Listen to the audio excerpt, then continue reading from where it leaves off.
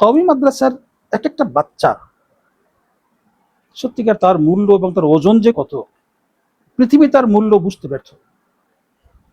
দুনিয়ার লাইনে শুধু ছাত্র না, শিক্ষক, ডক্টর, প্রফেসর যারা আছেন এরা পর্যন্ত এর মূল্য বুঝতে পারছে। সকলেই নিজ নিজ শিক্ষার্থীদেরকে উৎসাহিত করেন, ক্যারিয়ার গড়ো, একটা উন্নত জীবন গড়ো, মানে সে হাইফে জীবন, সুখের জীবন, এসির ভিতরে থাকবে, হ্যাঁ, একটা মচমচা জীবন। এই যে একটা হাইফাই জীবনের দাওয়াত, এটা তো খাওয়া বাঁচার দাওয়াত হলো, হ্যাঁ, এটা পেট বাঁচানোর ব্যবস্থা ইন্তজাম হলো। কিন্তু একটা কওমি মাদ্রাসার কচি বাচ্চা, তাকে জিজ্ঞেস করবেন তুমি পড়াশোনা করো, তুমি সামনে কি হবে, কি চাও?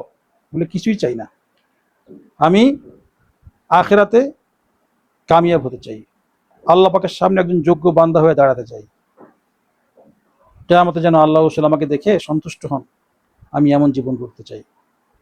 বললে মাদ্রাসায় পড়ো, কি হবে, কতটা বেতন পাবে? বলে বেতন তো চাই না, পড়াবো তো ফ্রি।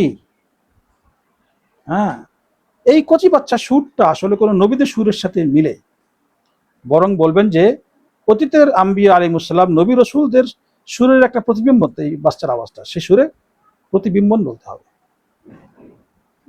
কি তারা বলতেন যে লা আসআলুকুম আলাইহি মিন আজর, ইন আজরি ইল্লা আলাল্লাহ ইল্লা আলা রাব্বিল আলামিন, যে আমরা কোনো এই যে দাওয়াতের কাজ করছি, মানুষকে আল্লাহর দিকে ডাকছি, এই জন্য আমরা কোনো বিনিময় চাই না, আমরা এর বিনিময় তো আল্লাহ থেকে নিব, আল্লাহ পাকের হাত থেকে গ্রহণ করবো কিয়ামতে ইনশাআল্লাহ।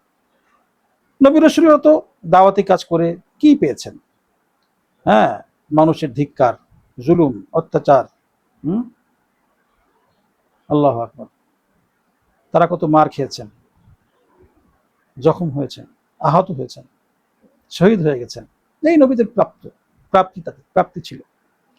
তো আমাদের মাদ্রাসা পোলাপান আসলে যত ছোট থাকে, কচি বয়সে শুরুগুলো থাকে, আর যত বড় বয়স হয়, যদি ভালো আল্লাহওয়ালা ওস্তাদের তরবিয়তে থাকে, তো আলহামদুলিল্লাহ দিন দিন এই আওয়াজ আলহামদুলিল্লাহ আরো প্রবল এবং আরো তীব্র এবং আরো ওজনই হতে থাকে।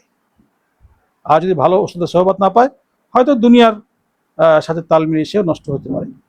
কিন্তু মাদ্রাসার পেগাম কিন্তু এটা। আমাদের ওস্তাদ এই কথা বলতেন যে মাদ্রাসায় পড়াবে, যেমন মুফতি সাহেব রহমতুল্লাহ আলাইহি, এরকম যারা ছিলেন অনেকেই বলছেন যে মাদ্রাসায় পড়িয়ে বেতন নিবে না, যে বেতন নিবে তা ফেরত দেওয়ার চেষ্টা করবে।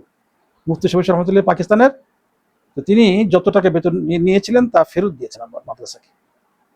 আমাদেরও টার্গেট তাই, আল্লাহ তৌফিক দিন ইনশাআল্লাহ, মাদ্রাসা থেকে নেওয়া এবং সেই সেই সেই মাদ্রাসা থেকে গ্রহণ করা টাকাগুলি আবার যেন ফেরত দিতে পারি ইনশাআল্লাহ। নিব তো আল্লাহ পাকের কাছ থেকে, দুনিয়ার কাছে কি চাই?